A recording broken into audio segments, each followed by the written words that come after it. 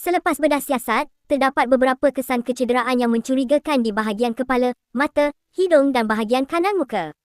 Demikian kata Muhammad Shafaiz Madliki, 35 tahun, bapa kepada bayi lelaki berusia 4 bulan, Hail Harith, yang meninggal dunia selepas ditemui tidak sedarkan diri di sebuah pusat jagaan kanak-kanak.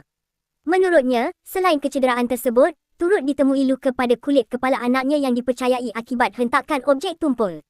Selain itu, terdapat luka pada kulit kepala yang seolah-olah terkena hentakan objek tumpul, katanya.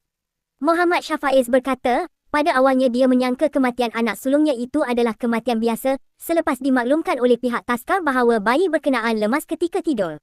Bagaimanapun, hasil bedah siasat yang diterima kemudian menimbulkan tanda tanya terhadap punca sebenar kematian. Menurutnya, pada malam sebelum kejadian, dia sempat membuat panggilan video bersama anaknya yang ketika itu kelihatan ceria sebelum isterinya, Ummu Habibah Wahab, 30 tahun, masuk bertugas sebagai jururawat.